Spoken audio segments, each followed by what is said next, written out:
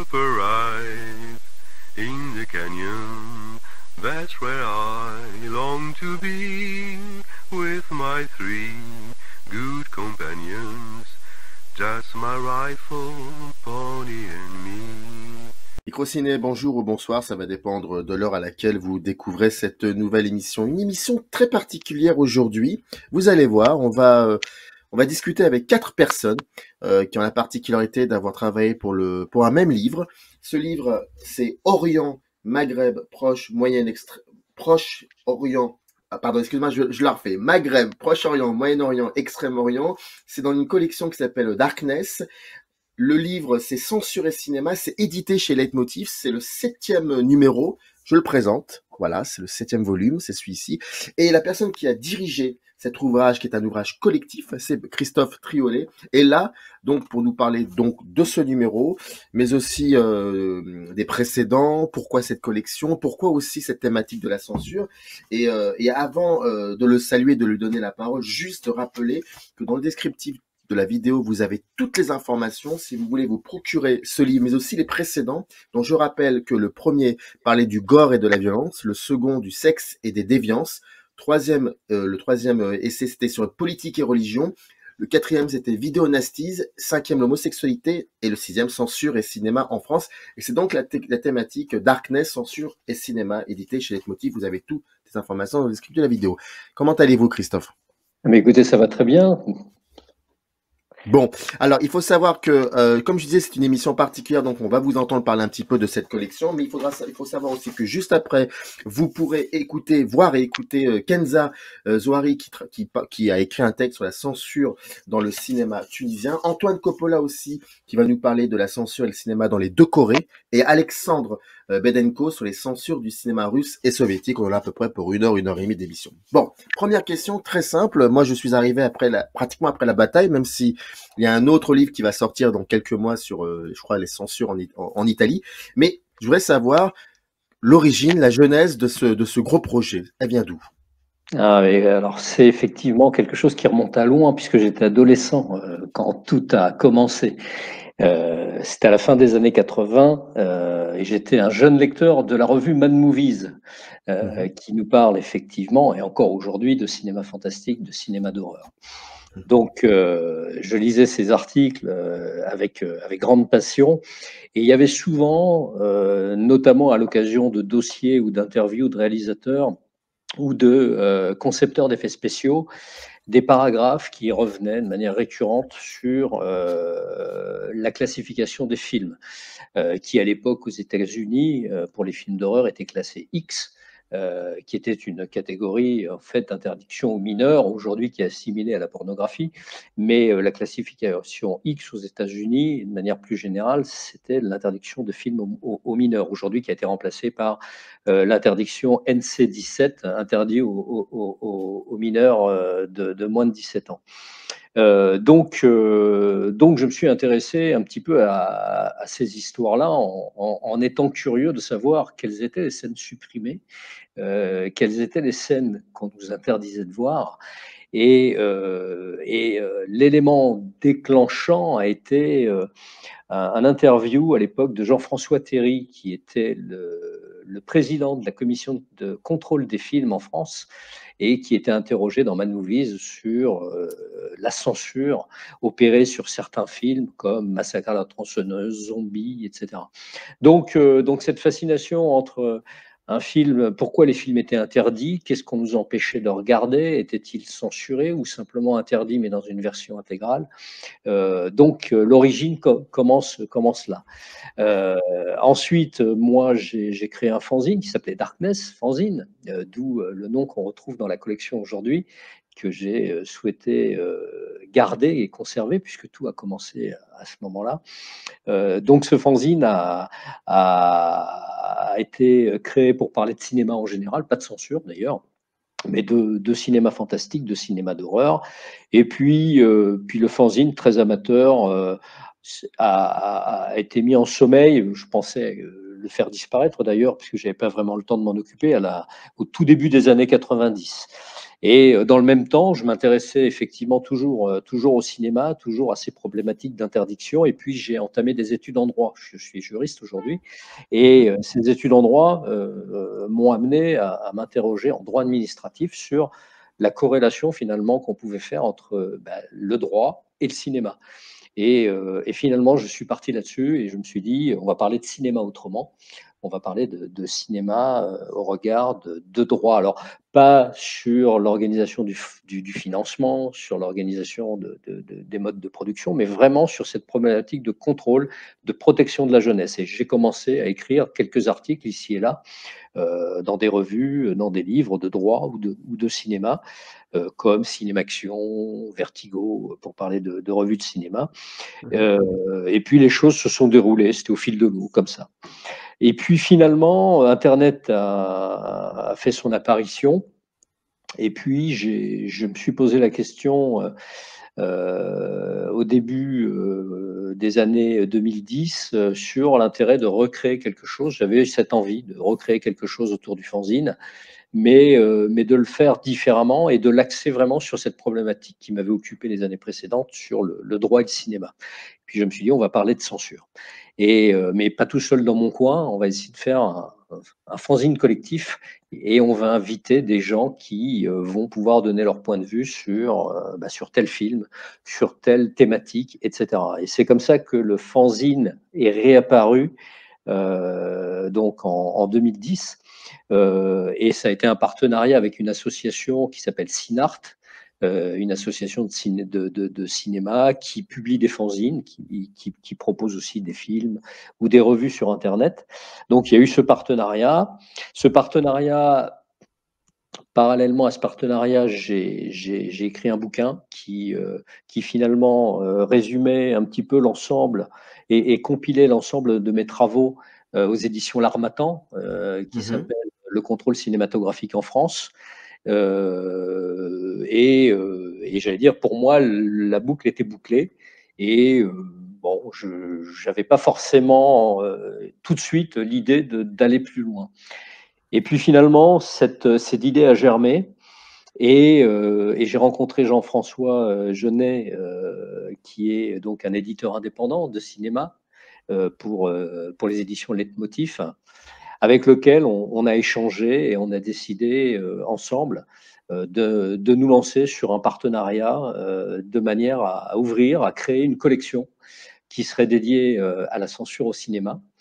Et les premiers numéros que vous avez cités tout à l'heure, Gore et violence, sexe et déviance, politique et religion, vidéonastise, donc les 4 premiers numéros, ont finalement été l'occasion de rééditer les textes qui avaient été publiés dans le fanzine entre 2010 et 2016, en les réactualisant avec les auteurs, en incluant des inédits. Mais l'objectif était de présenter les travaux réalisés sur les 10 ans qui précédaient, en les organisant par thématique. Et puis, à partir du 5e numéro, on est parti sur des thématiques nouvelles qui n'avaient pas été encore abordées. Et ça a été effectivement l'homosexualité, la censure au cinéma en France, L'Orient, un gros pavé, certainement le plus gros que l'on ait publié à ce jour. Et puis, là aussi, vous l'avez annoncé tout à l'heure, un travail toujours en cours pour un 8e volume sur l'Italie. Voilà un peu résumé l'histoire du fanzine qui est devenue aujourd'hui une collection et des ouvrages collectifs où sont invités, tout le monde est invité. À partir du moment où on a des gens qui sont des sachants que je vais contacter ou qui m'ont contacté, on va trouver des universitaires, le monde de l'universitaire est très représenté, on a des cinévilles, des journalistes, des historiens, enfin toutes celles et tous ceux qui ont des choses à dire sur la thématique que l'on va traiter sont les bienvenus dans les numéros de la collection. L'idée de vous entourer comme ça de collaboratrices et collaborateurs, j'ai l'impression que c'est très très important de ne pas faire tout seul quoi même. Oui, tout à fait, parce que je ne suis pas un spécialiste de la censure au cinéma. Je suis plus particulièrement féru des questions qui touchent le contrôle du cinéma en France. Mais ensuite, pour toutes les thématiques à l'international ou très particulières, on a des spécialistes et autant donner la parole à des sachants.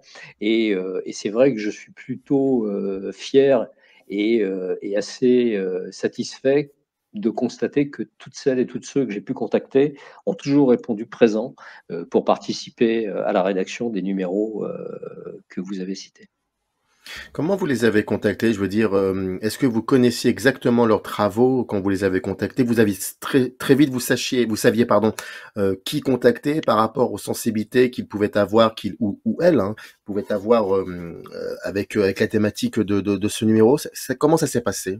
Alors pour le numéro sur l'Orient, effectivement, alors le monde déjà, le monde de celles et ceux qui écrivent sur le contrôle du cinéma, à travers le monde sont pas très nombreux, donc on se connaît un petit peu tous, surtout en France, bien sûr.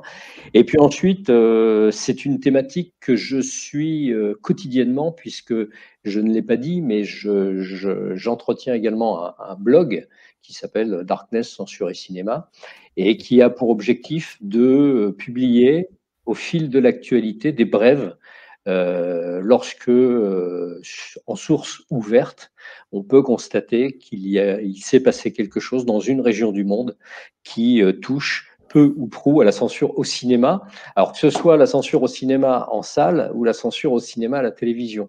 Des films proposés sur des plateformes, des films proposés sur des chaînes de télévision.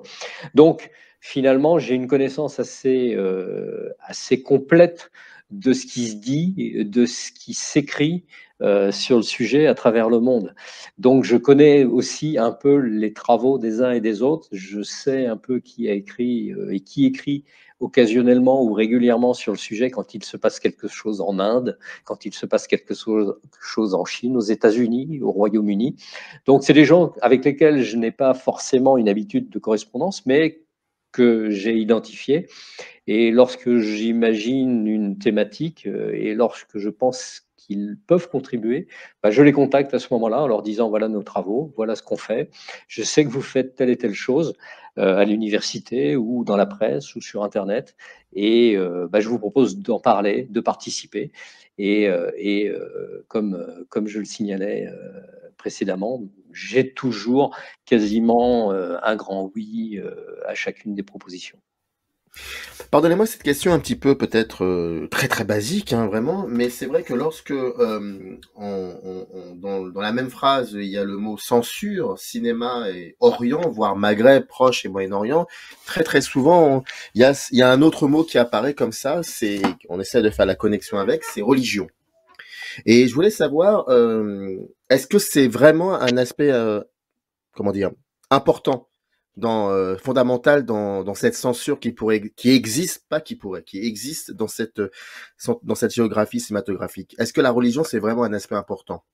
Oui, c'est important. Alors, simplement en liminaire sur ce volume sur l'Orient, les géographes ne m'en voudront pas d'avoir été très large dans ma conception de l'Orient, puisqu'effectivement j'inclus le Maghreb qui n'est pas en Orient, et je vais du Proche au Moyen, en Extrême-Orient, donc passant par l'Inde, la Russie, le Pakistan, pour aller jusqu'au Japon, en passant par le Tibet, par Hong Kong, etc. Donc effectivement, on a des contributions très diverses que j'ai appelées Orient, mais au sens large, un sens qui me permettait de parler de l'actualité. Et cette actualité dans un certain nombre de pays, alors pas partout en Orient, mais c'est vrai que quand on parle de Maghreb, quand on parle de Proche, de Moyen-Orient, on peut penser à la religion.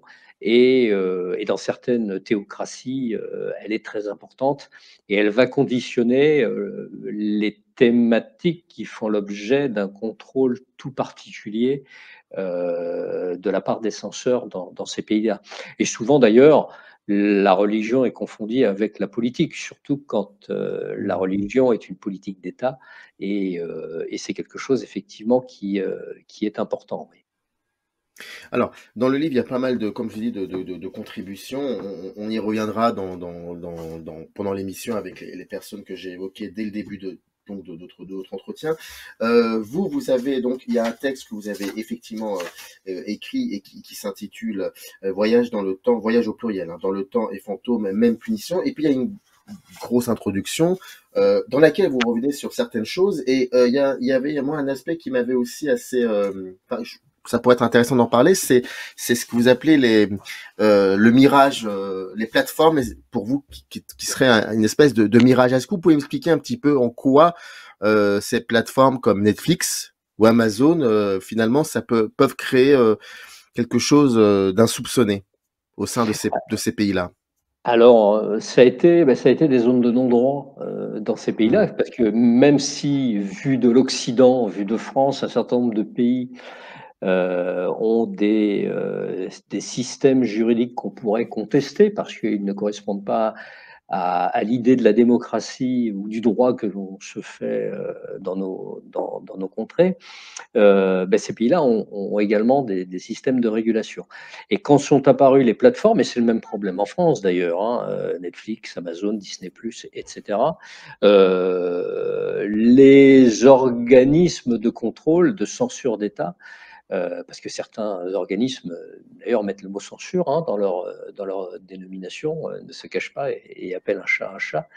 Nous, on ne parle pas de censure, on parle de classification, mais on ne censure plus. Mais ceci est un autre sujet.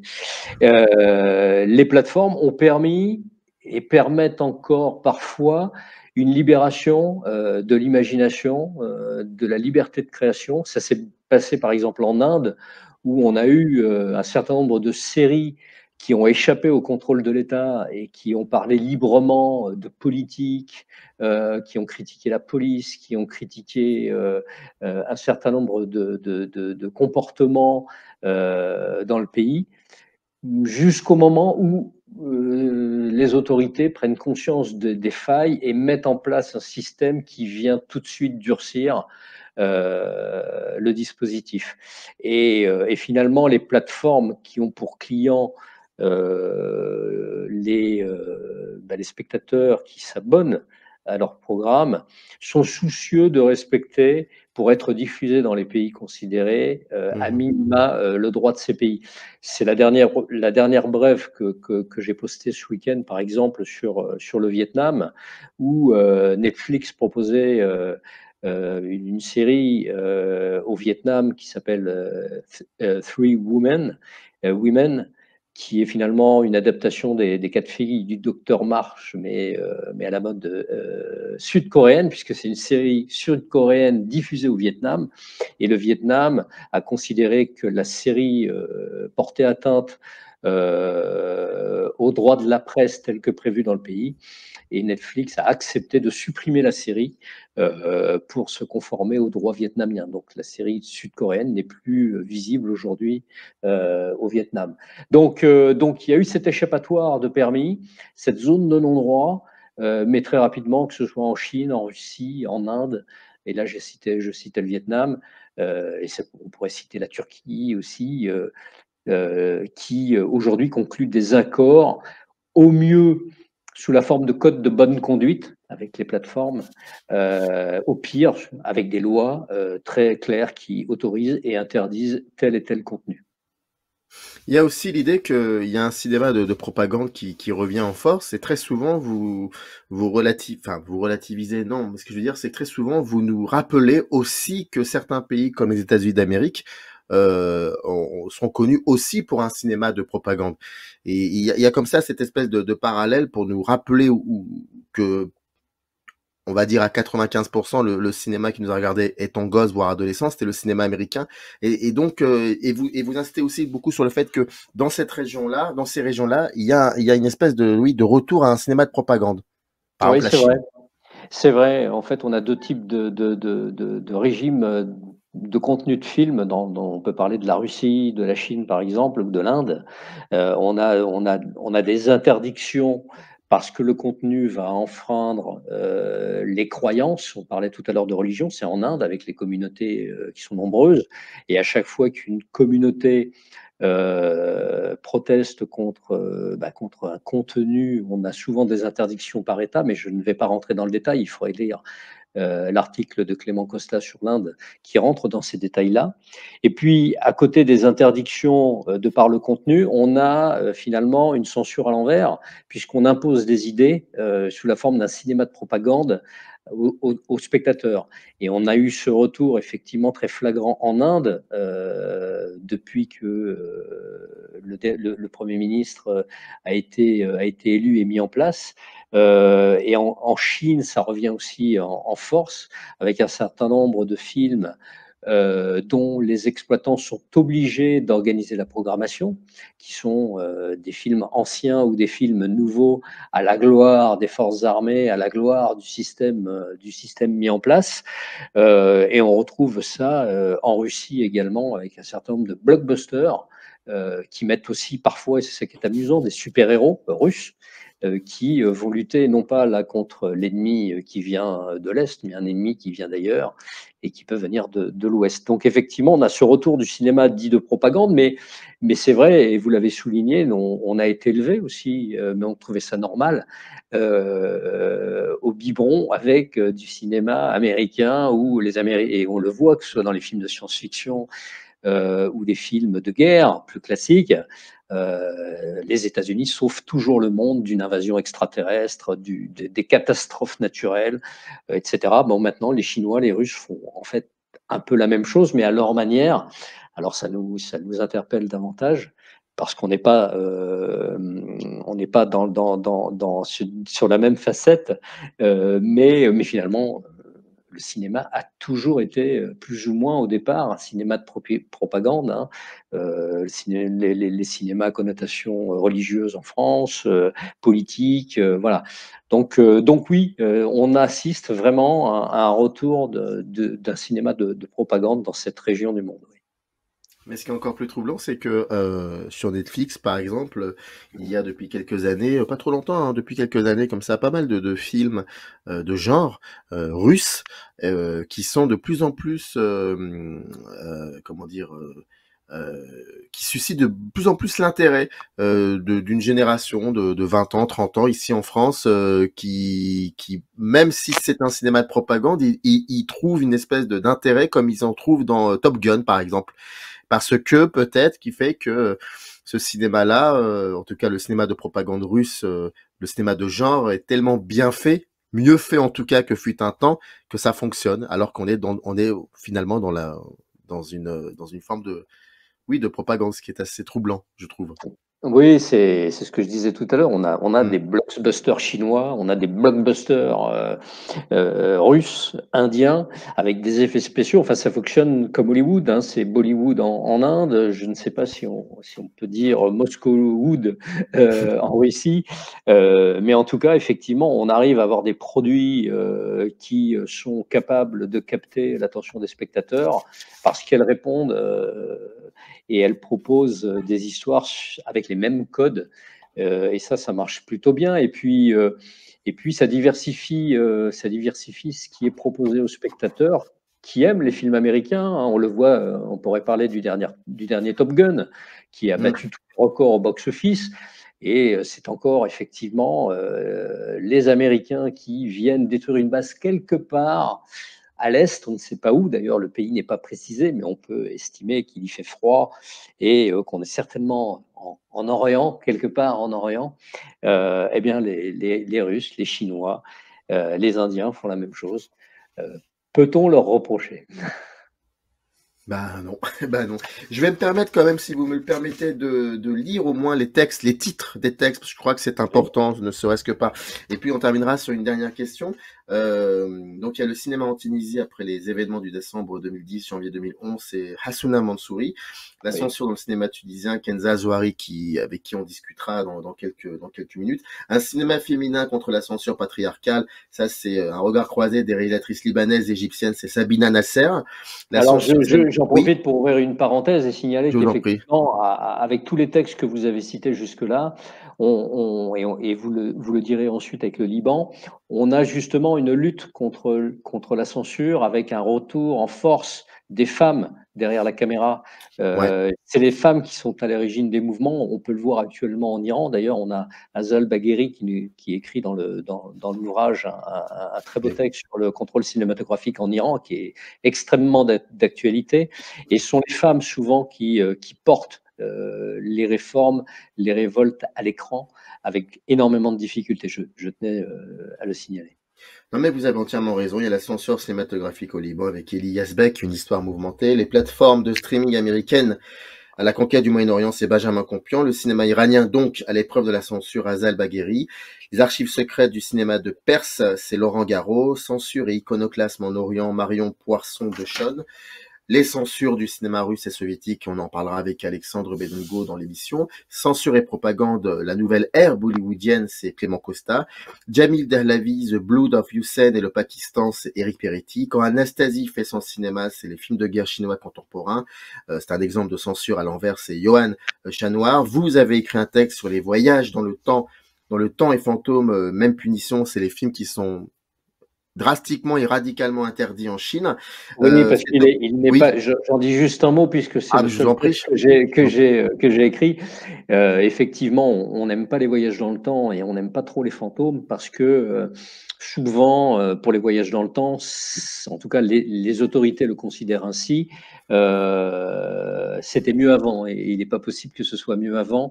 Donc, le fait de retourner dans les dynasties où tout le monde est heureux ne convient pas à l'établissement. Donc, ou alors il faut que l'histoire se termine avec un retour des protagonistes dans le présent où l'État fait les choses comme il faut. Voilà. Ouais, ça leur sert de caution. Ça, c'est Voilà. exactement. Cet obscur objet de la censure, c'est le cinéma tibétain en République populaire de Chine, Françoise Robin. La censure comme garantie des libertés d'expression, ça c'est le système de classification, comme vous l'évoquiez, des films à Hong Kong. Ringolam et la trilogie du feu, c'est Sébastien Lecoq. Les guerres d'Indochine et de Corée au cinéma, ça c'est passionnant. Et leur censure française, c'est Albert Montagne. On va discuter aussi avec Antoine Coppola, qui va nous parler de la censure et cinéma dans les deux Corées. L'aubergine et farcie de Yukio Noda, frappé à tort d'une interdiction totale en France en 75, c'est Albert Montaigne. Et Akira Kurosawa en temps de guerre, Sébastien Lecoq et l'Empire des Sens de Nagisa Oshima, Albert Montaigne. Et puis il y a aussi des brefs. Non, c'était important d'insister sur pour vraiment montrer la diversité des questionnements que vous avez dont vous êtes que vous avez initié dans ce livre. Je crois que c'était assez important. Dernière question. Toutes les informations sont dans le descriptif. Dernière question. C'est une question vraiment plutôt globale et qui réunit aussi les six précédents, les précédents livres que vous avez dirigés. Est-ce qu'on peut dire de manière assez terre à terre, un peu basique, voire très naïve, que finalement, dans tous les pays du monde, que cela soit la région, la politique ou la religion, en fait, il y a de la censure partout? Alors, il y a de l'intérêt pour les pouvoirs publics, pour les autorités, quelles qu'elles soient, sur le cinéma. On n'interdit jamais complètement le cinéma. Même Al-Qaïda, même Daesh n'a jamais interdit le cinéma. Même les talibans n'ont pas interdit le cinéma, ils l'ont réglementé. Et ils l'ont contrôlé parce que, on l'a dit, c'est un formidable vecteur de propagande. Et les gens adorent le cinéma. Et malgré tout ce que l'on dit avec la baisse de fréquentation des salles, les gens iront toujours au cinéma. Même si je ne nie pas qu'il y a certainement une crise sur laquelle il faut réfléchir.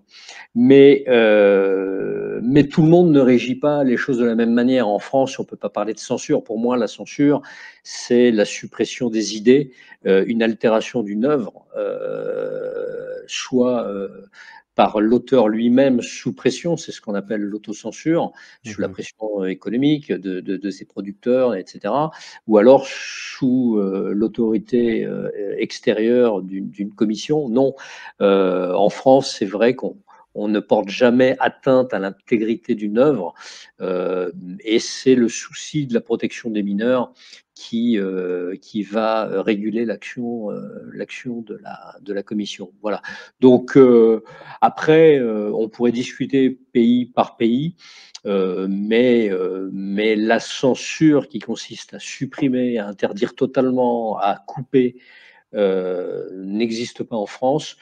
Au Royaume-Uni, elle est instituée, c'est-à-dire qu'un producteur peut proposer une version allégée et la commission de classification, le bureau de classification au Royaume-Uni peut décider d'interdire un film au moins de 18 ans en version intégrale et interdit au moins de 15 ans avec 5 minutes de coupure. Il Hmm. peut y avoir 2 versions autorisées par le BBFC. Voilà. Voilà, mais on pourrait en parler de manière plus longue, mais ce qu'il faut retenir, c'est que le cinéma ne laisse indifférent personne et il est contrôlé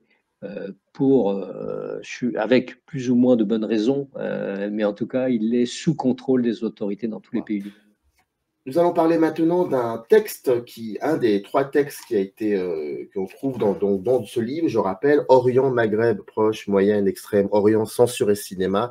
C'est un livre, un ouvrage collectif dirigé par Christophe Triolet et c'est édité chez Leitmotiv. D'ailleurs, je salue encore Jean-François Jeunet pour l'aide apportée à la conception de cette émission. Il y a plusieurs textes et il y en a quelques-uns. Un signé Antoine Coppola qui revient, je cite le titre du texte, c'est important, Censure et cinéma dans les 2 Corées.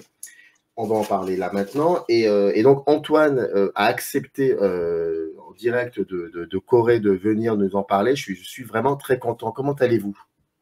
Très bien, merci. Et vous? Ah bah très bien, je suis content parce que comme je disais hors caméra, il y a plus de 10 ans, on avait fait un entretien par écrit pour un site qui s'appelle encore d'ailleurs, Il était une fois le cinéma, donc ça me fait plaisir de vous retrouver. Je vais quand même avoir l'outrecuidance de vous présenter, même si vous êtes quand même vous êtes réalisateur, vous êtes producteur de cinéma à l'université Song Kyung-Kwan de Séoul. Vous êtes spécialiste du cinéma asiatique, notamment des Corées du Nord et du Sud, et vous avez été conseiller pour les festivals de Cannes et de Saint-Sébastien. Vous êtes auteur de livres sur le cinéma, dont le cinéma asiatique et le récent dictionnaire du cinéma coréen. Et vous êtes critique pour KBS World Radio et réalisateur notamment du documentaire Kinky Duke, cinéaste de la beauté convulsive, ainsi que de plusieurs films de fiction tournés en Corée du Sud. Le texte, donc, je le rappelle, s'intitule Censure et cinéma dans les 2 Corées, et dès le début, vous dites quelque chose. Censure et cinéma en Corée sont quasiment synonymes. Est-ce que vous pouvez nous expliquer ce que cela signifie? C'est historique, c'est-à-dire un pays qui a été colonisé et ensuite qui a, pendant 40 ans, et qui a ensuite vécu des dictatures militaires pendant 40 ans aussi. Donc ça fait que le cinéma, 80 ans sous des régimes à poigne, on va dire, et sous un contrôle politique, économique, idéologique important. Alors, finalement, la censure va évidemment jouer un rôle crucial dans tout ce qui s'est passé au niveau du cinéma coréen, toutes les évolutions importantes du cinéma coréen se sont passées au moment où la censure a diminué ou a changé de sujet. Et c'est là que les choses ont bougé. Donc il y a un rapport, c'est historique, c'est pas simplement, c'est pas naturellement coréen de vouloir censurer les films, c'est simplement un contexte colonial et dictatorial.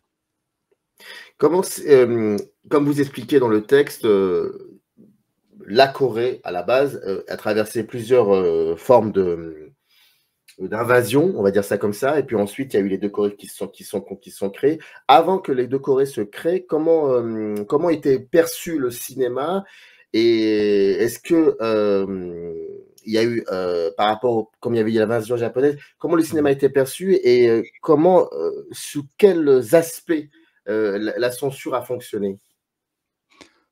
Avant la séparation des 2 Corées, il y a la colonisation japonaise. Donc la colonisation japonaise commence officiellement, c'est 1910, mais en réalité, dès 1905, l'armée japonaise est ici en Corée. Et donc, il y a un contrôle qui vient des autorités japonaises, du gouverneur japonais qui est là, et qui en fait transpose les lois qui sont imposées à l'Empire du Japon, donc au Japon lui-même, en Corée. Ça se passe comme ça. Le cinéma a un gros succès en Corée à ce moment-là. Les salles sont pleines, les salles se développent, mais sous contrôle japonais. Donc en fait, le cinéma coréen est presque né en contexte de colonisation et sous le contrôle de militaires japonais. C'est des militaires qui ne sont pas très idéologiques au début, en tout cas, qui sont là pour ramasser des taxes, pour faire payer les distributeurs de films. Même les Américains distribuent des films en Corée à travers la censure japonaise. Mais donc, s'il y a une certaine somme d'argent à payer pour quel que soit le film, ils ne sont pas très regardants. Je pense que les autorités japonaises de l'époque ne pensent pas que le cinéma a une influence importante sur les spectateurs. Ils pensent que c'est du divertissement, et c'est tout. Donc, par contre, c'est un gagne-pain assez intéressant pour le bureau des taxes du cinéma Mmh.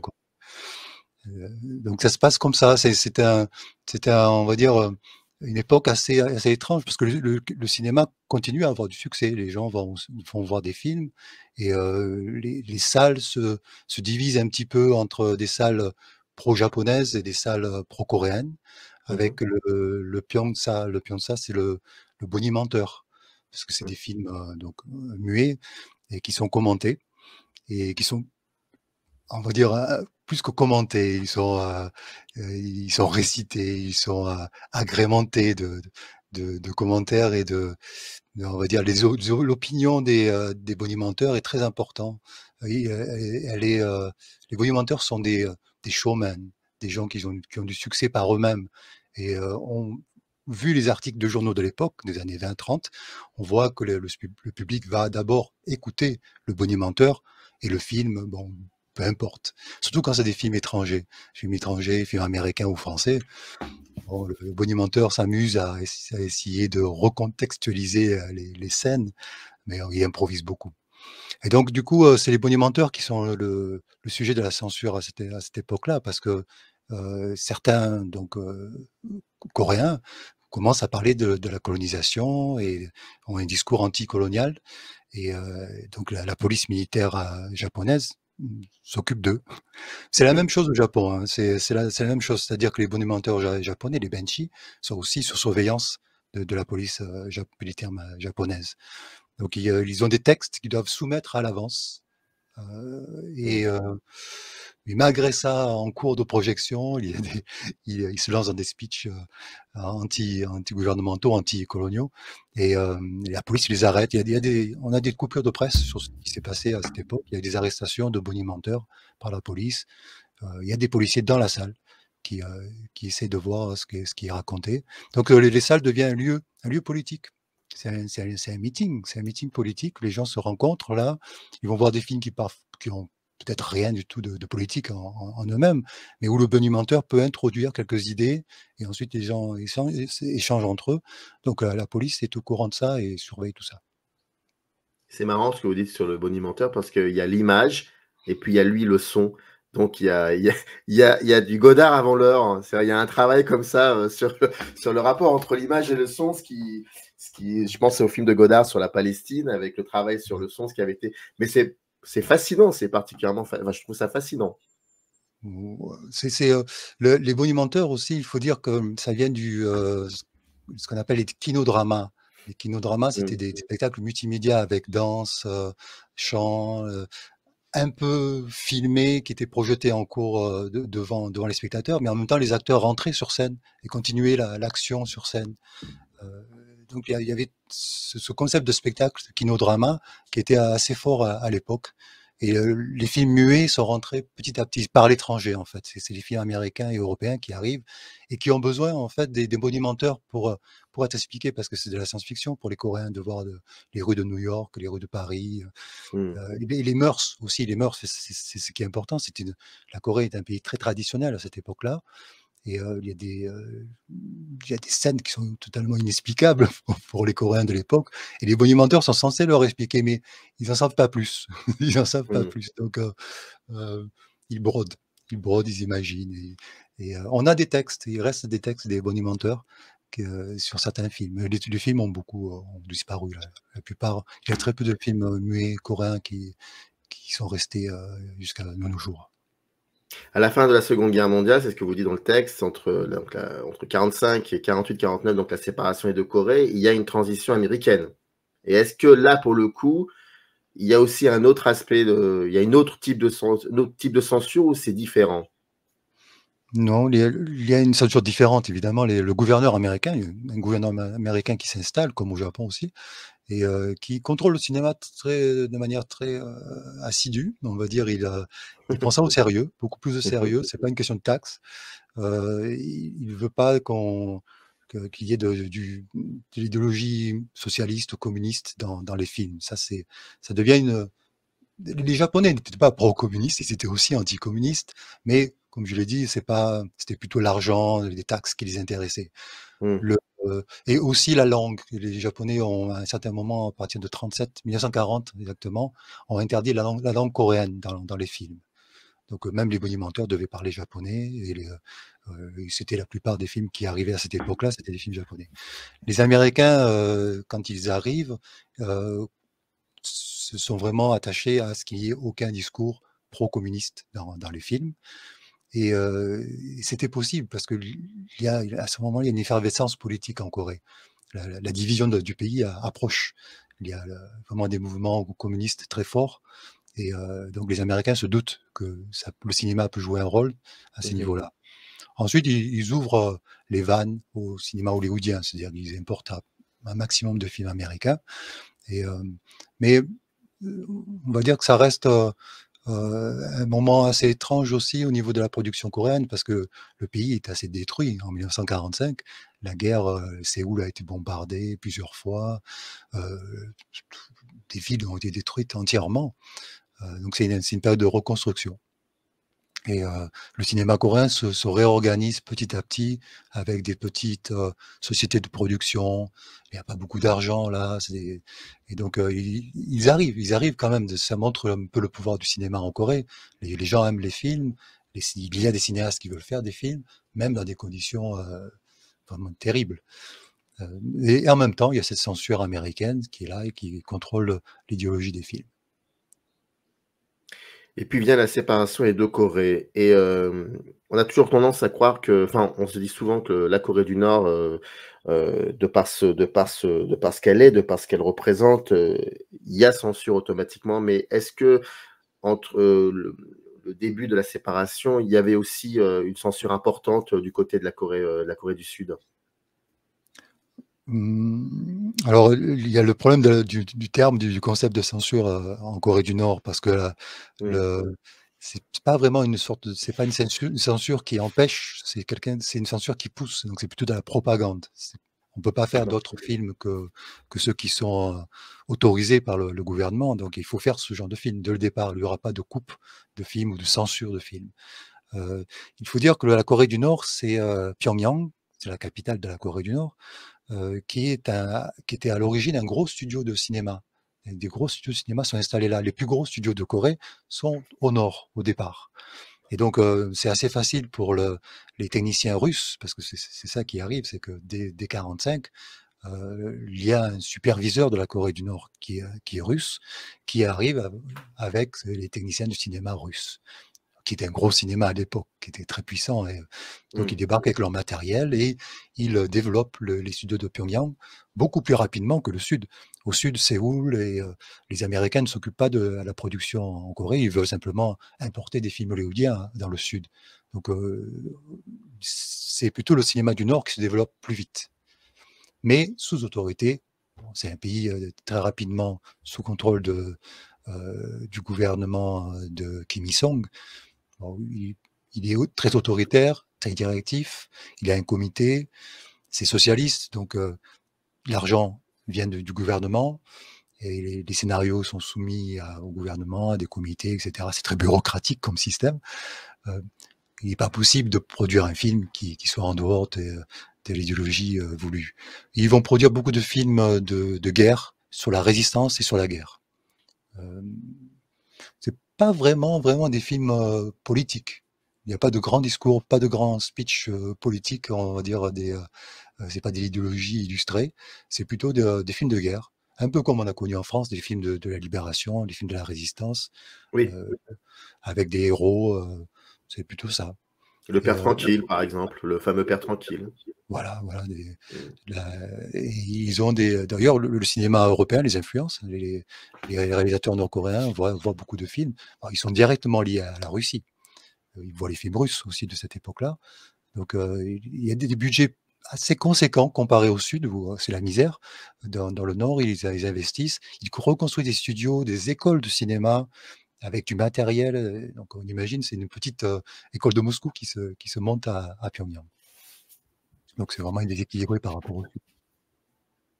Et Et le ciné et donc et par rapport au sud, quand est-ce que ça commence à prendre une certaine forme en matière de cinéma et est-ce que, comme vous expliquez pour le cinéma nord-coréen, la censure est différente, enfin Ouais. l'appellation est différente. Comment ça se passe au niveau de la Corée du Sud?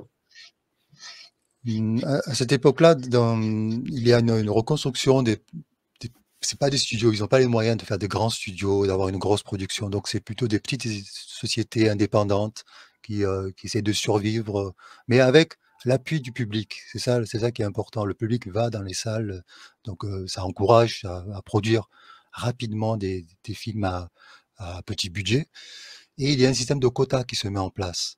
Alors le système de quotas, d'abord était japonais. C'est les Japonais qui avaient imposé un système de quotas. Par exemple, pour les films pro-japonais, ils devaient en avoir un certain 30%, 40%, 50%, à la fin 80%. Et Mmh. au moment de la libération au sud, ils reconduisent les quotas sous le prétexte de la protection du cinéma national. Euh, En fait, ces quotas, c'est un peu compliqué parce que ça évolue beaucoup. On va dire que c'est un prétexte pour importer des gros films hollywoodiens qui ont du succès.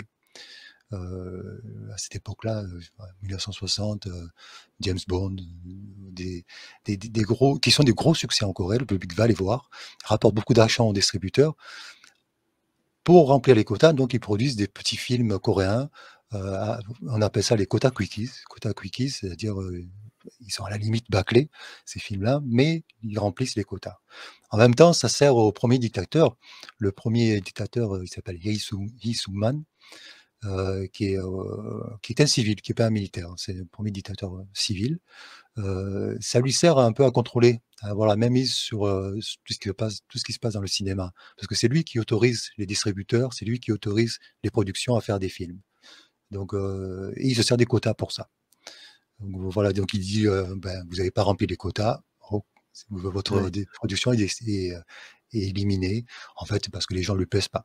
Donc, et ce système va perdurer avec le premier dictateur. Ensuite, les militaires vont continuer dans ce système-là, utiliser les quotas sous prétexte de protection du cinéma national, pour contrôler le cinéma. À un certain moment, même le deuxième dictateur, le premier dictateur militaire, Park Chung-hee, qui est arrivé en 61 avec un coup d'État, donne le cinéma coréen à des gangsters. En fait, c'est un milieu mafieux qui gère le cinéma. Donc, le non-professionnalisme de la production coréenne est légendaire dans les années 60-70, parce que n'importe qui peut produire des films, surtout des amis de ces clans mafieux, et ce clans mafieux qui sont liés aux dictateurs, évidemment, ils sont assez Mmh. proches. Donc on imagine le contexte, c'est un marasme atroce dans lequel se sont débrouillés les pauvres réalisateurs coréens des années 60. Mais ils ont réussi à faire des films malgré tout, mais ils devaient négocier durement avec des gens qui n'étaient pas du tout professionnels et qui étaient des gens excessifs. C'est-à-dire, on ne s'amusait pas à couper une séquence d'un film. Ils allaient tabasser les gens, ils allaient les menacer de mort, ils allaient les jeter en prison où les gens disparaissaient. C'était la terreur, c'était un régime Mmh. de terreur. Et aujourd'hui, qu'en est-il de cette censure, en Corée du Nord et en Corée du Sud? Et je pense que c'est lié aussi à l'état des lieux du cinéma. Euh, oui, oui. Bon, au Nord, c'est pas brillant. C'est pas Ouais, brillant actuellement. Ils ont rien à censurer parce qu'ils produisent il y pas a de films ils produisent pas de films, c'est ça. depuis quelques années déjà. Ils ont, bon, c'est des problèmes budgétaires. En Corée du Nord, on connaît tout du budget de l'État et c'est très clairement attribué. Donc, il faut qu'ils attribuent de l'argent aux films. Et il y a eu une tendance avec Kim Jong-un à s'orienter vers les séries télévisées, Mmh. les dramas. Et je pensais que la télévision. Je pense aussi que Kim Jong-un a une dent contre les acteurs de cinéma, parce que son père, Kim Jong-il, qui était cinéphile autoproclamé, euh, s'intéressait beaucoup aux actrices. Et il a eu des enfants avec des maîtresses. Donc je pense que Kim Jong-un n'aimait pas trop cet aspect-là. Et donc il a un peu écarté le cinéma dès qu'il est arrivé au pouvoir. Et ensuite, il a demandé à la télévision, où il passe des vieux films. La télévision nord-coréenne repasse sans arrêt les mêmes films avec des séries. Et je crois que récemment, il a déclaré il allait refaire un film. Donc il y a des gros succès en Corée du Nord parce qu'il y a très peu de films. Et on est quasiment obligé d'aller le voir, le film. Mmh. Donc ouais, ils ont rien à censurer, on va dire, en Corée du Nord. Il n'y a pas de danger de ce côté-là. Il y avait un petit danger avec les coproductions avec la Chine. Il y avait à un certain moment, il y a 10 ans, une tendance à aller avec la coproduction chinoise, mais les Chinois sont très difficiles. Très difficiles, pas seulement avec la Corée du Nord, mais pourtant ils auraient pu être plus ouverts à la Corée du Nord, mais ils ne sont pas tellement. Donc c'est très limité au niveau des productions coréano-chinoises. La situation au sud, c'est une censure moderne, c'est-à-dire c'est financier, c'est une censure financière Mmh. et une censure du marketing aussi. En Corée, le système, en Corée du Sud, le système de promotion des films est gigantesque et oppressant presque, oppressant parce que c'est très concentré, c'est une communication très concentrée. Il n'y a pas la diversité française, par exemple. Ici, il y a très peu de films qui sortent et il y a un matraquage médiatique très très important, difficile d'y échapper. Donc c'est pour ça qu'il y a des scores quand même au box-office qui sont très importants. Ça arrive tous les 2-3 mois, bon, avant la pandémie, hein, on arrivait à 10 millions d'entrées sur certains films. Et les blockbusters qui sortaient, on va dire, tous les 2-3 mois, entre 5 et 10 millions. Donc ça Incroyable. faisait quand même un marché qui tournait, mais qui était, on va dire, canalisé, qui était concentré Mmh. sur quelques films. Il y a très peu de films. Par exemple, en ce moment, des statistiques donnent plus de 300 films tournés en Corée. Mais il n'y en aura que 90 qui vont sortir sur les écrans de cinéma. Donc il y a un problème à ce niveau-là. C'est un choix économique. Les grands distributeurs coréens demandent à ce qu'il n'y ait que 50 films produits, diminuer encore le nombre de films de façon à ce que chacun voit. Bon, chaque semaine, les trois gros distributeurs ont leur film et tout le monde va voir le même film en même temps et tout va bien dans le meilleur des mondes. C'est ça la tendance actuelle. Donc la censure, elle se pratique à ce niveau-là. Il n'y a pas de distribution. On peut faire tous les films qu'on veut. Moi, mes étudiants tournent des films dès ils ont leur licence et en master, ils commencent à tourner leur long métrage, mais sans aucun accès au public et sans aucun retour financier aussi. Mmh. Donc cette censure-là suffit. Il y a quelques scandales. Il y a eu des scandales avec des listes de noirs, par exemple, de réalisateurs. En 2016, 2017, ça a été découvert, donc qui sont plus politiques. Là, c'est pas l'économique, mais c'est rare quand même. Je pense que au niveau économique, ça suffit pour couper le sifflet à tout le monde, toute diversité d'expression. Et le soutien des festivals internationaux, par exemple, Park Chan-wook qui reçoit le prix à Cannes, c'est très bien, mais c'est bon, c'est les étrangers encore qui aident cette diversité de paroles dans le cinéma. Sinon, localement, elle n'est pas encouragée du tout. Pas encouragée du tout. Donc, on va dire qu'il y a maintenant un comité de censure qui fonctionne très peu, qui a presque rien à faire, qui vérifie qu'il n'y a pas c'est surtout la morale qui compte en Corée du Sud. Mmh. C'est pas vraiment l'idéologie politique. Il y a très peu de films politiques parce que c'est pas la peine d'en faire. Personne ne les verra. Donc c'est plutôt la morale, une atteinte à la morale, à la sexualité, les relations entre les parents. C'est un pays très confucianiste et en plus néo-confucianiste dans le sens où la postmodernité, le post-colonialisme coréen entraîne un retour aux traditions, un retour à la société ancienne d'avant-guerre. Et donc, il faut attention à ça, les relations familiales. Il ne faut pas qu'il y ait de problèmes avec les anciens, les parents. On évite les sujets religieux, par exemple. Mmh. Pourtant, la Corée est un pays très religieux, où il y a les bouddhistes, les chrétiens, le chamanisme, vraiment, ça foisonne de religion, mais de religiosité, mais les films vraiment n'en parlent pas beaucoup parce que c'est des points chauds et donc il vérifie quand même, la censure vérifie ces choses-là. La sexualité aussi pose problème, la violence beaucoup moins par exemple. C'est étonnant, c'est que en France ou en Europe, on voit beaucoup de films violents coréens. Ils sont même Mmh. réputés d'être assez violents, mais la censure ne s'intéresse pas du tout ici à ça. Vraiment, les gens peuvent se découper en morceaux à l'écran, il y a pas de problème. Ça fait pas partie des choses importantes. La sexualité, par contre, on verra très peu de corps nus, très peu de scènes de lit. Ça, c'est la censure, il veille. Il y a eu que les derniers scandales, c'était lié à ça, un peu de sexualité, comme le film Fantasme, mais c'était déjà en 99-2000, où Too Old to Die, aussi, qui avait eu des problèmes. C'est encore lié à la sexualité. Alors, Kenza Zouari, vous êtes né et vous vivez à Tunis, en Tunisie, passionné de cinéma. Vous avez écrit et réalisé 2 courts-métrages et vous avez travaillé sur plusieurs productions cinématographiques tunisiennes en tant que scénariste et assistante réalisateur. Vous avez aussi rédigé de multiples critiques de films dans des journaux locaux, mais aussi sur plusieurs plateformes en ligne, dans Ciné Addict et Film Inquiry. Vous avez écrit un texte, donc dans cet ouvrage collectif, je répète, Maghreb, Proche, Moyenne, Extrême-Orient, Censure et Cinéma. C'est un ouvrage qui est dirigé par Christophe Friolet et c'est édité chez Leitmotiv. Et vous avez écrit un texte qui s'intitule tout simplement la censure, dans le cinéma tunisien. Et ce qui est assez intéressant dans ce texte, en fait, en plus du fait que vous parlez de cette censure, c'est que vous aussi, vous revenez au début de la genèse du cinéma tunisien. Et donc, ce qui est intéressant, c'est de voir aussi un peu ce qui se passe aujourd'hui, avec autour de cela cette censure.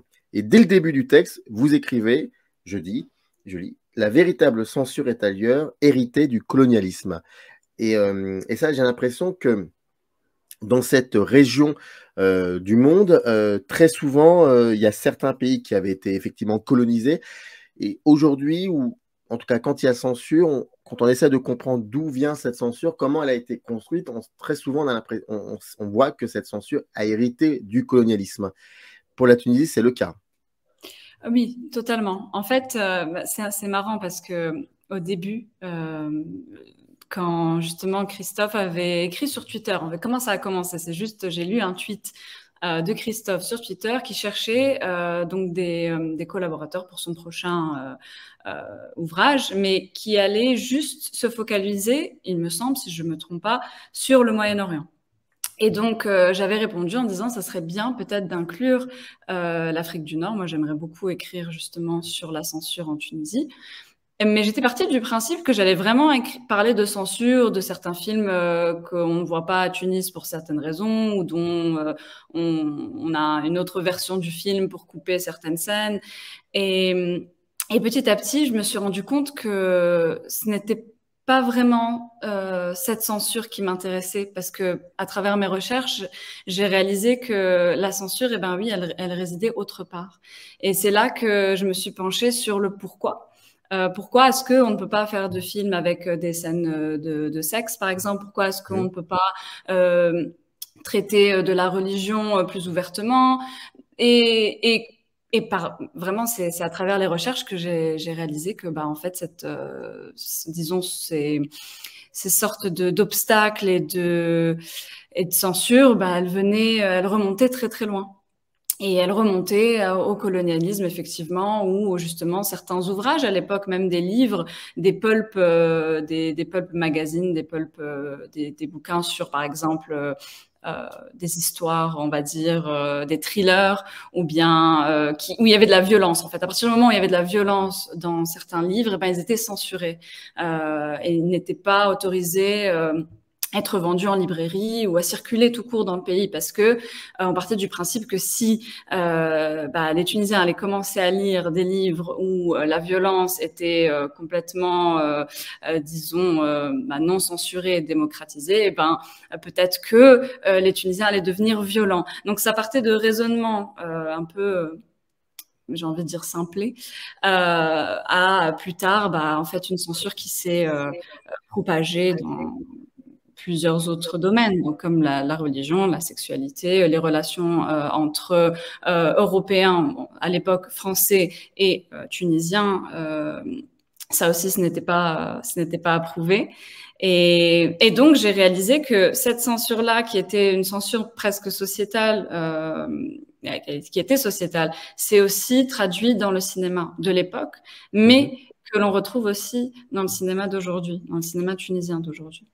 Alors, avant qu'on parle du cinéma tunisien d'aujourd'hui, on date le premier véritable film tunisien après l'indépendance, c'est en quelle année? Le premier, c'est ça, c'est compliqué. Parce qu'il Eh y a oui, c'est pour ça que je il y vous a pose des la question. Le premier aurait pu être daté de la fin, presque du début du 19e siècle, de la fin, pardon, du 19e siècle. Je ne me souviens plus exactement de la date, mais c'est dans la fin des années 1800, peut-être 1894. C'était le film d'un juif tunisien, mais qui a été fait avec une production française et qui a été en fait directement considéré comme film français. Mais réellement, le réalisateur était tunisien, donc est-ce que c'est un film tunisien? Est-ce que c'est un film français? Et en fait, justement, dans mon texte, je parle beaucoup de ce flou entre est-ce que ces films-là sont tunisiens ou sont-ils français? Parce qu'énormément de films ont été réalisés en coproduction avec des productions françaises et des techniciens français. Et donc, il y a toujours ce petit flou, donc on ne sait pas trop. Ça peut être la fin du 19e siècle, comme en fait ça peut être après l'indépendance, dans les années 50. Bon, voilà, c'est assez flou. Et la censure, donc, avant l'indépendance, comment elle se traduisait, cette censure? Justement, elle se traduisait à travers, par exemple, on filtrait énormément les films qu'on ramenait en Tunisie et qu'on allait montrer en salle. D'ailleurs, on ne montrait pas les mêmes films dans toutes les mêmes salles. À l'époque, il y avait des salles de cinéma pour les Français et les étrangers établis en Tunisie, et notamment les colons, et des salles pour les Tunisiens, qui d'ailleurs n'étaient pas dans les mêmes quartiers, n'étaient pas entretenus de la même manière, et donc les films n'étaient pas les mêmes. On allait faire très attention à ne pas montrer de films où il y avait une sorte de révolte de la population, ou bien où il y avait des relations amoureuses entre une étrangère et ça peut être un Tunisien, un Marocain, un Algérien, donc tous ces films. En fait, à partir du moment où des personnages ressemblaient à des Tunisiens, donc qui pouvaient être maghrébins ou autres, eh bien, on n'allait pas les montrer s'il y avait en eux, dans ces personnages-là, une révolte ou bien une relation avec un autre personnage européen ou français. Et donc, ça a commencé comme ça. Ça a commencé avec une censure dans la diffusion. Donc, qu'est-ce qu'on allait montrer au peuple tunisien? Et puis, pareil pour les livres, la même chose. Pareil pour tout ce qui était culturel, en fait. Même les pièces de théâtre. Il fallait vraiment faire très attention à ce que contenaient ces ouvrages ou ces films ou ces représentations théâtrales. Et puis donc voilà, les grands piliers, c'était vraiment le sexe, la religion, et puis la violence, la révolte, les conflits entre colons et colonisés, colonisateurs colonisés. Voilà, c'était vraiment ça.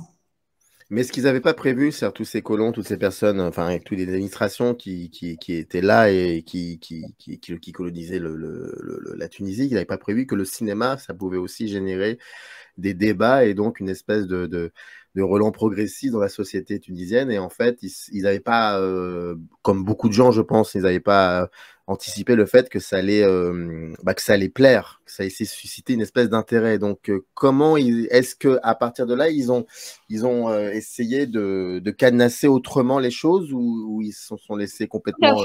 Non, tout à fait. En fait, cette censure, comment elle s'est établie? C'était en fonction des retours et des comportements des gens en sortie des salles. Très souvent, il y avait des petits débats qui se faisaient, c'est normal, des discussions post-film. Et puis les autorités de l'époque, dès qu'elles entendaient des brides de conversation qui en fait montraient qu'il y avait derrière une certaine réflexion derrière le film, et donc les gens en parlaient, se disaient tiens, ça c'est intéressant. Ils se sont dit, oulala, il faut peut-être qu'on revoie un peu ce qu'on est en train de leur montrer et revoir un peu ce qu'ils peuvent lire. Et en fait, ces personnes sont capables de réfléchir. C'était vraiment... oui, les Tunisiens étaient vus de manière assez... il y avait un certain mépris sur les capacités de réflexion intellectuelle, etc. Donc effectivement, on va dire que certaines mesures ont été prises suite à certains films qui ont été montrés. Et puis voilà, il y a eu certaines réactions qui n'ont pas plu. Après l'indépendance, Est-ce que, comment dire, est-ce que ce qui était censuré avant l'indépendance, c'était, on retrouvait les mêmes types de censure après l'indépendance ou est-ce que c'était différent? Oui, oui, tout à fait. Après, il y a énormément plusieurs cinéastes qui ont quand même essayé de provoquer avec des sujets comme la religion, des sujets comme la sexualité, et essayer un peu de voir jusqu'où est-ce qu'on pouvait aller. Mais on voyait très bien que ça n'avait pas vraiment changé. Et je parle aussi un peu d'autocensure Oui. dans ce que j'écris, parce que beaucoup de réalisateurs se disaient, bon, alors lui, ça n'a pas marché ce qu'il a fait, donc moi, peut-être que je vais pas aborder ce sujet, parce que sinon mon film ne va jamais fonctionner et j'aurais dépensé tant d'argent pour quelque chose que personne ne va voir. Donc il y avait aussi une sorte de voilà, d'autocensure qui venait naturellement. Mais comment dire, je pense que il y avait quand même, après l'indépendance, il y a eu quand même ce souffle de créativité qu'on a revu après la Révolution. Donc l'histoire s'est un peu répétée et où donc on a eu on a bien vu qu'il y avait des réalisateurs, des scénaristes qui avaient envie de montrer quelque chose de nouveau ou de parler de la société en fait, et on a eu une sorte de cinéma social qui est arrivé entre les années 50 et les années 70, où on sentait qu'il y avait un besoin d'écrire sur la société, de parler de la société, de montrer ce qui se passait actuellement. Et c'était vraiment un cinéma très social, même très réaliste. Mais même ça, en fait, il y a des réalisateurs qui ont dû faire face à la censure, notamment Nuri Bouzid, mais vraiment beaucoup d'autres. Et et quand on creuse un petit peu, on réalise que les raisons pour lesquelles ces films ont été censurés, elles sont pas si différentes que des raisons pour lesquelles on montrait pas certains films, par exemple, avant l'indépendance ou pendant la colonisation. Et oui, ça s'est répété. Un peu différemment, mais on sent les séquelles de cette colonisation. Quand vous évoquez Nuri Bouzid, vous parlez de la période des années 70 quand il était en prison ou celle des années 80? Ça, 70. Voilà, Juste dans après. le texte, vous parlez, voilà. Tout à fait, tout à fait. En fait, entre 50 et 60, on a eu ce cinéma-là. Nuri Bouzid, quand il est arrivé, qu'il a commencé à faire des films, ça n'a pas plu du tout. En plus, il était ouvertement opposant au régime. Donc lui, il a aussi une double casquette. C'est un cas assez particulier. Mais oui, effectivement. Donc 50-60, c'était vraiment ce cinéma-là. Alors, comment était financé le cinéma tunisien dans les années 80? Est-ce que c'était l'État qui finançait pleinement ou est-ce qu'il y avait des coproductions avec d'autres pays étrangers? Énormément de coproductions, oui, italiennes et françaises. Pareil, surtout quand on parle de coproduction française, c'est... Après, ça peut être aussi mon interprétation, mais c'est un peu une mainmise. Nous, en tout cas, on garde un certain contrôle sur les productions tunisiennes en faisant des coprods avec la France. Et puis, c'est sans surprise que la France est un des pays dont on est le plus proche. L'Institut français fait énormément d'événements et vraiment un corps culturel assez important en Tunisie. Et puis, énormément de films tunisiens ont été cofinancés. Ou bien, il y a des coproductions françaises derrière, italiennes aussi, mais principalement françaises. Donc, les années 80, ça a été énormément de coproduction française. Et on continue jusqu'à aujourd'hui. En fait, c'est limite plus simple de travailler avec des maisons de production françaises que de travailler avec juste un financement de l'État. L'État n'a pas énormément d'argent. Il distribue chaque année, par contre, une certaine somme, mais qui ne permet pas de financer des films. Chaque demandeur va recevoir à peu près 300 000 dinars, donc l'équivalent de 100 000 euros, ce qui n'est pas du tout assez pour faire un long métrage. Donc il y a toujours, de toutes les manières, ce besoin d'aller chercher un financement ailleurs. Ces dernières années, on a vu quand même des fonds qui viennent de Dubaï ou de Doha qui permettent aussi de financer certains films. Mais on garde cette relation de proximité avec certaines maisons de production françaises. Aussi des maisons de production tunisiennes qui se sont installées en France, comme Il est une nuit production. Voilà, donc on garde un peu ce pont entre la Tunisie et la France en ce qui concerne les productions cinématographiques. Et aujourd'hui, donc, j'allais dire depuis 22 ans, mais il s'est passé quelque chose entre les, j'allais dire ça, donc je peux pas, ça va être un peu compliqué, mais on va dire avant 2011, comment elle était cette censure, surtout parce qu'on a beaucoup parlé on parle souvent comme ça en tout cas, c'était une époque où même en Algérie, au Maroc, il y avait une espèce de jeune cinéma algérien, jeune cinéma tunisien, tout ça. Et juste après donc la Révolution, est-ce que la censure a été, enfin, est-ce qu'il y avait moins de censure ou on est revenu quand même à quelque chose de, parce que depuis quelques années, on parle surtout beaucoup de cinéastes femmes que vous citez d'ailleurs, comme Kauter Benania, Aïn Boudjema, Anissa Daoud, etc. Et donc aujourd'hui, qu'en est-il de tout ça? Alors, après la Révolution, donc 2011-2012, il y a eu vraiment une explosion sur la scène culturelle. Que ça soit dans l'art contemporain, que ça soit dans la musique, que ça soit dans le cinéma. Et énormément d'artistes se sentaient un peu délivrés d'une oppression, de l'oppression de la dictature donc qu'on venait de subir pendant des années, surtout qu'on en a enchaîné des dictatures. Donc il y a eu énormément de productions, de nouveaux films qui sont sortis à ce moment-là. On voyait vraiment un regard nouveau. On voyait beaucoup plus de... j'ai le mot en anglais, mais c'était dites-le, c'est pas un problème. Ouais, c'était plus courageux en fait. Oui.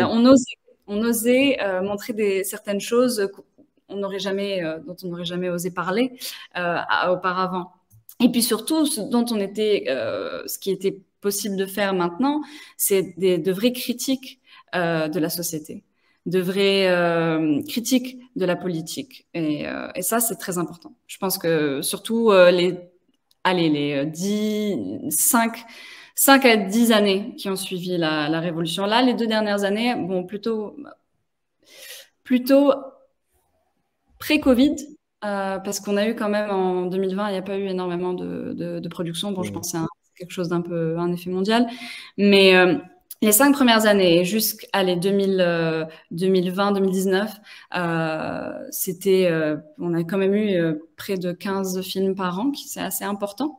Et surtout, on a vu plusieurs cinéastes femmes qui aussi se sont montrées, qui se sont emparées aussi de la scène cinématographique.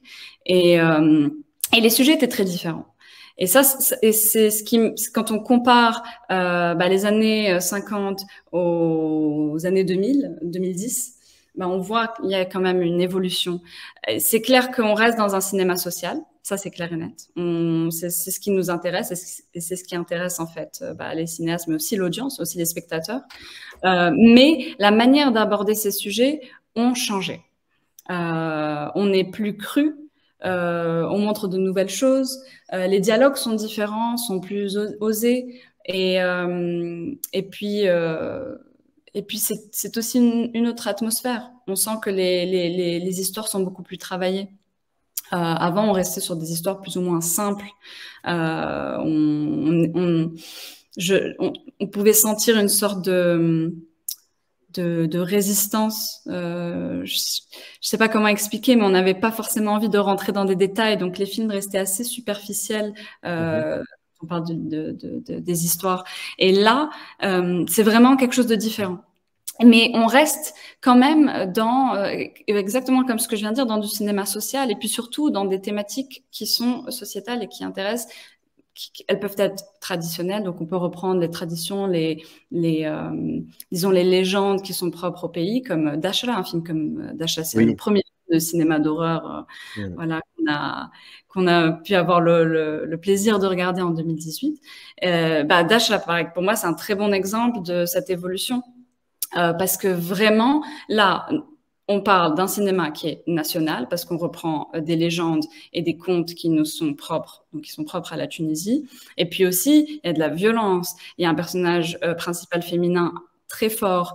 Donc, ce sont des codes qui sont plus ou moins qui ont changé.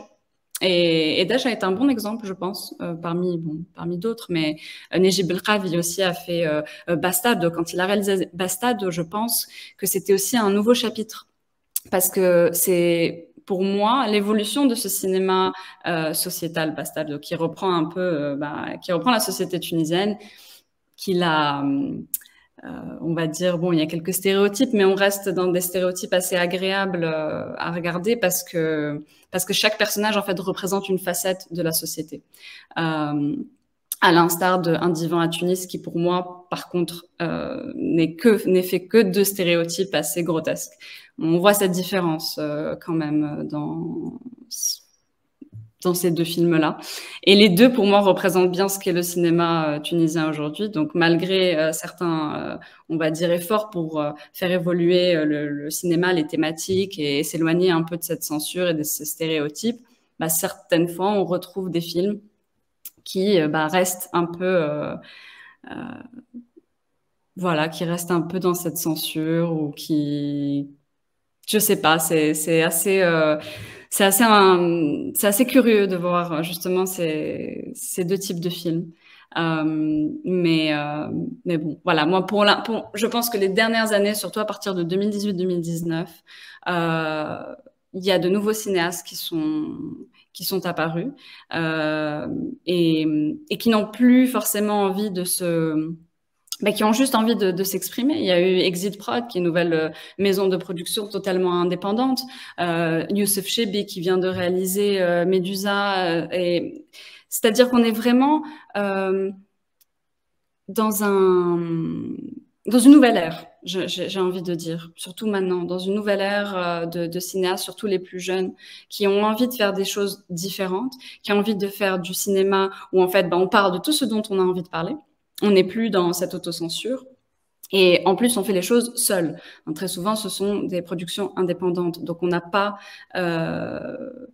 vraiment cette pression où on ne doit pas on n'est pas censé faire des choses comme d'autres personnes voudraient qu'on le fasse. Et très souvent, quand il y a des coproductions, il y a quand même un cahier de charge. Si ça va être une coproduction française, il faut il me semble, 40% des dialogues soient en français. Bon, voilà, quand on est indépendant, on n'a pas à se plier à ce genre de règles ou ce genre de forme de censure. Ou en tout cas, non, au contraire, c'est beaucoup plus libérateur. Bon, voilà, désolée, je pense que j'ai continué. Non, c'est très intéressant dans le texte. À un moment, vous évoquez, oui, Exit Prod, je crois que c'était une boîte qui a été créée il y a un certain temps, d'ailleurs, je crois même bien avant la Révolution, plus je pense 1 an ou 2 avant la Révolution, je crois. Oui, en fait, c'est ça qui est intéressant aussi, c'est de voir ce qui a été créé avant la Révolution, mais qui n'a pas pu décoller, et qui, suite à la Révolution et à justement cette libération, ce qui a pu être fait juste après. Donc Exit Prod, je trouve que c'est un très bon exemple parce qu'ils ont directement commencé avec Babylone. Babylone, c'était. Alors là, un des plus grands films de l'histoire du cinéma, mais je le dis enfin, je veux dire, je suis extrêmement sincère. Un film incroyable, Babylone. Si vous n'avez jamais vu Babylone, c'est une expérience magnifique. Et ils continuent en fait d'offrir ce genre d'expérience à travers leurs films. Il y a donc le dernier. Alors, il ne faut pas que je me trompe. Il y a eu 2 derniers. Il y a Tlames est le tout dernier, qui est aussi un très, très beau film. Mais en fait, c'est ça qui est intéressant. Et pour moi, qui montre qu'on est en train d'évoluer vers quelque chose de très surprenant, mais aussi de très excitant, parce que Dasha, c'est de l'horreur. Tlames, c'est quelque chose de très contemplatif. Et ces deux types de films montrent qu'on est capable de faire d'autres genres que du social, que du drame, que de la comédie. Parce que le cinéma tunisien, c'est connu pour ses comédies et ses drames. Voilà, ça a toujours été plus ou moins ces 2 genres. Mais là, on va vers des sous-genres ou des genres assez différents, comme du cinéma un peu plus expérimental, du cinéma d'horreur. Et c'est ça qui, en tout cas pour moi, est un indicateur de changement et d'évolution, d'avoir ce cinéma un peu différent. Et on ose faire des choses qui nous ont pas forcément été appris à l'école ou qui n'ont pas forcément été, qu'on n'a pas forcément pu voir dans des films tunisiens avant. Et oui, donc j'encourage aussi tout le monde à un peu aller voir le cinéma de Youssef Chebbi, de Alaeddin Slim et puis de Bouchnir parce que c'est un peu, pour moi, représentatif du futur du cinéma tunisien. Alexandre Bedenko, vous êtes diplômé du VGIK en réalisation et doctorant en cinéma soviétique à l'Institut national des langues et civilisations orientales, l'INALCO, et vous travaillez actuellement sur une thèse intitulée Désir condamné, désir empêché dans le cinéma soviétique de 1957 à 1988. Et vous avez également réalisé 3 courts-métrages de fiction et un long-métrage de docu-fiction. Voilà. Et dans cet ouvrage collectif, Censure et cinéma Maghreb, Proche, Moyen, Extrême, Orient, ouvrage dirigé par Christophe Triolet, édité chez Leitmotiv. Vous avez écrit un texte qui s'intitule « Les censures du cinéma russe et soviétique, système de répression centralisé ou interdit à facettes multiples ». Déjà, avant tout, comment allez-vous? Très bien, et vous? Merci. Mais écoutez, je suis content parce qu'on va parler effectivement de cette censure-là. Je voulais, avant qu'on commence à parler de l'intériorité du texte, je voulais savoir, est-ce que aujourd'hui, on va commencer plutôt par la fin, est-ce qu'aujourd'hui, Oui. il y a une véritable censure en Russie, dans le cinéma? Oui. Après, je pense qu'il y a un point important sur lequel je voudrais insister, c'est que lorsqu'on pose la question de la censure, il y a un piège à éviter qui est de voir la censure comme quelque chose de binaire, de répondre par oui ou par non. Parce qu'il est important pour comprendre la censure que c'est quelque chose qui est multiple, c'est-à-dire qui existe à différentes nuances. Et enfin, juste pour donner un exemple, c'est que aux États-Unis, il y avait le code ACE avec une forme de censure, mais cette forme de censure n'avait rien à voir avec la censure qui existait à l'époque stalinienne. Donc, si on répond simplement par oui ou par non, involontairement, on égalise 2 formes de censure qui étaient totalement différentes. Et dans le cas de la censure stalinienne, une censure qui était extrêmement violente, avec des artistes qui étaient déportés, fusillés, des œuvres qui étaient détruites. Donc, je pense qu'avant de répondre à la question, il est important de définir un point que je pense que la question n'est pas est-ce qu'il y a de la censure, mais quel est le niveau de censure? Est-ce que c'est un niveau de censure qui est plus élevé? Est-ce que c'est un niveau de censure qui est au contraire minimal? Et donc, enfin, mais pour en venir à votre question, je pense que le niveau de censure en Russie avait déjà une tendance à être de plus en plus, enfin, il y avait un contrôle de plus en plus accru sur les artistes. C'était déjà le cas avant l'invasion lancée en Ukraine.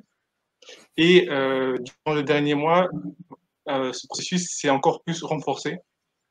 Après, il est difficile d'avoir vraiment des données fiables avec la situation actuelle, mais néanmoins, il y a plusieurs éléments. Encore une fois, pour donner un exemple, il y a Sakharov qui avait voulu quitter la Russie. Il avait un visa européen, mais on lui a interdit les autorités russes ne l'ont pas laissé quitter le territoire russe. Alors, ça ne concerne pas directement le cinéma, mais le fait qu'un réalisateur n'ait pas quitté le territoire russe, je pense que c'est aussi un indicateur assez fort qu'il y a un contrôle de plus en plus accru sur les artistes, et non seulement sur leurs œuvres, mais aussi sur leur vie et même leur corps. Le fait que le corps de l'artiste commence à être contrôlé, je pense que c'est vraiment un point qui est franchi dans la censure. Et pour mieux comprendre aussi ce qui se passe aujourd'hui, il faudrait mieux, je pense, commencer par le début, à savoir avec l'apogée de Staline, comment était pratiquée cette censure, et ensuite, lorsque Staline est mort, comment s'est passée la déstalinisation. Donc, est-ce que là, pour le coup, la censure avait changé? Je pense que ce serait effectivement, vous avez raison d'ailleurs, très bien, c'est juste effectivement de commencer peut-être par le début et de comprendre un peu mieux ce qu'il en est aujourd'hui et comment ça a évolué, entre parenthèses, évolué qui ne veut pas dire régresser ou, bref, voilà. Donc, comment c'était pendant la période stalinienne? Durant la période stalinienne, je pense que c'était une forme de censure qui était vraiment, c'était l'apogée du contrôle absolu sur l'œuvre de l'artiste, sur le corps de l'artiste, mais aussi sur les pensées de l'artiste. Et c'était un système de terreur, c'est-à-dire un système où chaque personne, artiste ou personnalité politique, même citoyen tout à fait ordinaire, courait le risque d'être arrêté, déporté, fusillé. Et pour prendre l'exemple d'un réalisateur, Eisenstein, qui est, je pense, vraiment un réalisateur majeur dans le cinéma soviétique ou même dans le cinéma mondial, a, durant toute son œuvre, dû faire face à Staline. Et je pense que durant toute sa vie, il vivait avec la crainte d'être à tout moment pouvoir être arrêté. Et je pense que c'est aussi important du fait que, en fait, il y a l'homosexualité de Eisenstein, qui aujourd'hui est un fait connu, reconnu. Et je pense que il y avait toujours une peur, c'est-à-dire une terreur de que ça ne soit pas trop visible. Donc l'artiste était vraiment contrôlé dans sa vie privée, non seulement dans son œuvre. Et je pense que c'est vraiment là on a vraiment le niveau le plus élevé de censure, c'est lorsque l'artiste n'est pas seulement libre de créer ce qu'il souhaite créer, mais lorsque même dans sa vie privée, il est contrôlé et obligé de se conformer à une norme sociale qui est définie par le gouvernement.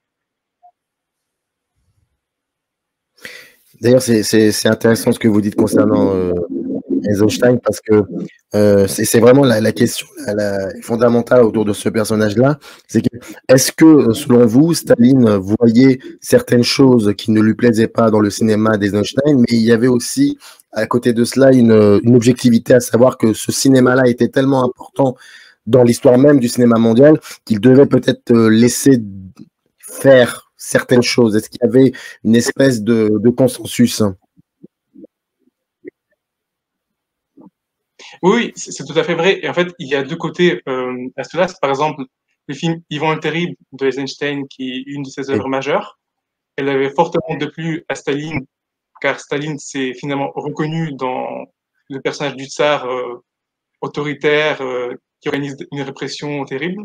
Après, je ne sais pas si Eisenstein l'a fait de manière consciente ou inconsciente, mais effectivement, dans la manière, par exemple, dont Yvan le Terrible organise la répression, où il cible les proches des personnes qu'il veut contrôler plutôt que la personne elle-même, c'était un procédé qui était utilisé par Staline. Et on peut se poser la question si Eisenstein l'a fait de manière consciente ou si inconsciemment il a projeté ses propres craintes, ses propres problèmes dans le film. Et donc, ce film a été très mal vu par Staline. Ça a failli arrêter la carrière d'Eisenstein. Et après ce film, Eisenstein a vraiment eu des possibilités réduites de produire des films. Mais d'un autre côté, il n'a pas été arrêté. Et je pense que c'est quelque chose qui est constant dans l'histoire de l'Union soviétique, c'est que l'opinion internationale compte aussi. C'est-à-dire qu'il y a plusieurs exemples de films qui ont été primés dans des festivals internationaux, comme à Venise ou au Festival de Cannes.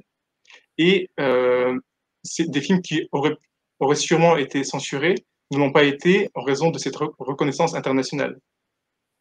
Donc effectivement, il y a ces deux côtés. Il y a d'un côté ce que le gouvernement, ou plutôt le chef du gouvernement pense personnellement d'un film, mais il prend également en compte le fait, l'impact que ça peut avoir sur l'international. Et à la mort de Staline, comment ça s'est passé au niveau de la censure? Est-ce que les dirigeants ont dû lever le pied pour essayer de faire en sorte que on va dire qu'il y ait une connexion très forte avec l'artiste? Est-ce que la censure a pris d'autres formes? Et surtout, est-ce que les films étrangers ont pu commencer à être montrés en Russie? Oui, alors effectivement, la mort de Staline, ça marque une étape importante qui change le rapport à la censure. Et je pense que la raison principale, c'est que durant la terreur stalinienne, il y avait vraiment un excès de la répression, où personne n'était à l'abri de cette répression. Donc, d'une certaine manière, parmi le gouvernement, il y a une volonté de limiter cette répression, car eux-mêmes peuvent à n'importe quel moment être victimes de cette répression. Et aussi, il y a une compréhension qu'il y a des changements qui se produisent dans la société, et que donc la manière de gouverner doit également changer. Néanmoins, donc il y a eu un certain, on va dire, dégel de la censure après la mort de Staline, mais la censure n'a pas totalement disparu. Et une raison principale de pourquoi la censure s'est maintenue et évolué après la mort de Staline, c'est que finalement, la majorité des dirigeants qui étaient au pouvoir, lorsque Staline était au pouvoir, sont restés au gouvernement. Donc, dans le gouvernement soviétique, il y avait d'un côté des réformateurs, des personnes qui voulaient, qui souhaitaient réformer et libéraliser la société soviétique, mais il y avait également des conservateurs qui souhaitaient plutôt maintenir un statu quo. Et on peut le voir qu'à la mort de Staline, il y a eu une campagne de désalinisation, une volonté de remettre en cause le culte de la personnalité, mais à peu près 10 ou 15 ans plus tard, il y a eu un retour en arrière, une volonté de réhabiliter Staline, notamment avec la Grande Guerre contre l'Allemagne nazie, et de présenter Staline comme le vainqueur de cette guerre.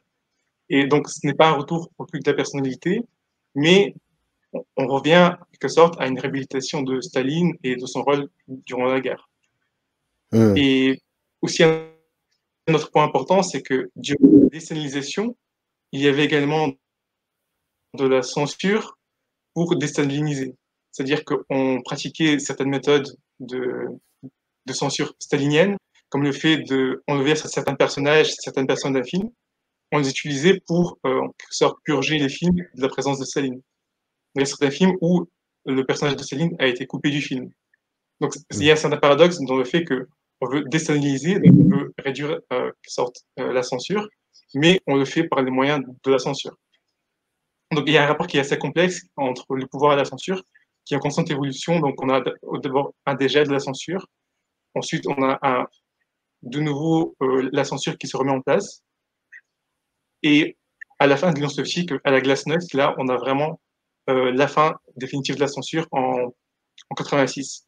Donc, c'est vraiment quelque chose qui était évolué, qui était par plusieurs vagues. Donc, la censure disons, le niveau de la censure qui baisse, qui remonte. Donc, c'était vraiment quelque chose de fluctuant et qui dépendait aussi du climat politique.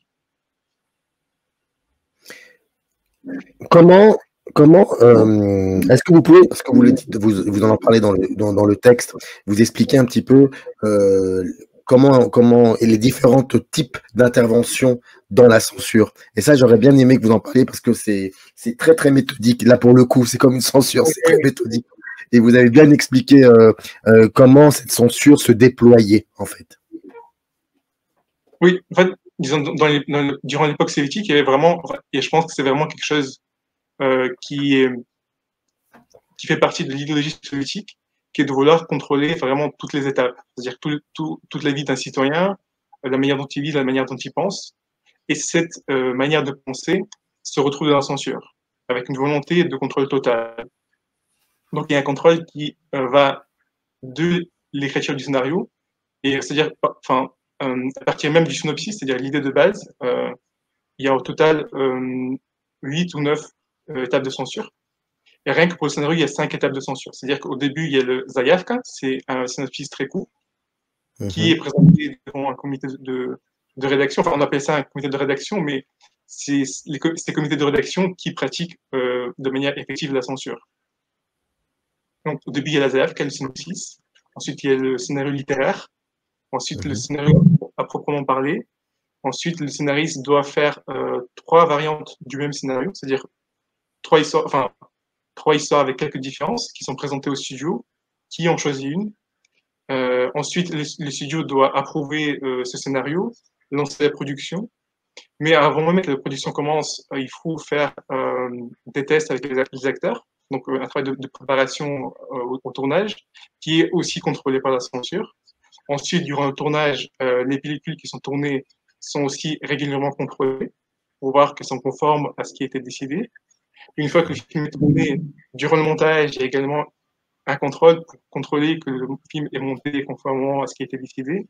Et malgré toutes ces étapes, il y a une dernière étape qui est la distribution du film, qui est vraiment l'étape finale où il est décidé si le film sera distribué de manière normale, s'il sera distribué de manière limitée, c'est-à-dire très peu de tirages, ou s'il sera censuré, interdit, donc placé dans les archives. Mais ce qui est intéressant, c'est que en fait, c'est un système de censure qui est extrêmement total, qui semble complet, mais qui est finalement pas très efficace. Car malgré toutes ces toutes ces étapes de censure, le film peut être interdit à la fin. Et ça pose une question, c'est que si vous avez un contrôle comme ça à chaque étape et qu'au final le film est interdit, c'est que votre contrôle n'était pas vraiment efficace. Et surtout, il faut comprendre que chaque film soviétique est financé par le gouvernement. Donc, si le film est interdit, ça représente une perte énorme pour le gouvernement. Enfin, il investit son argent qui n'est finalement pas rentabilisé. Et je pense que c'est intéressant car,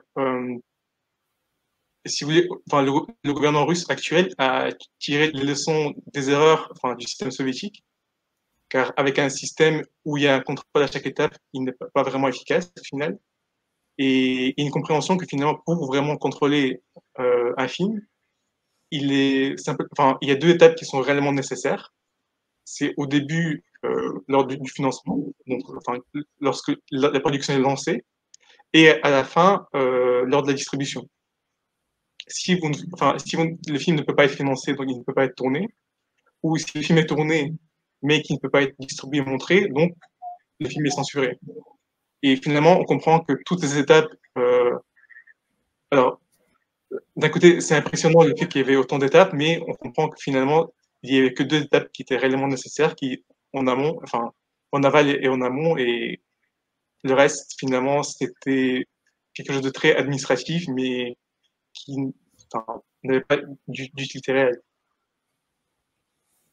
Est-ce qu'il y a eu aussi, durant cette période-là, de la part des artistes, donc des cinéastes, une autocensure de l'eau?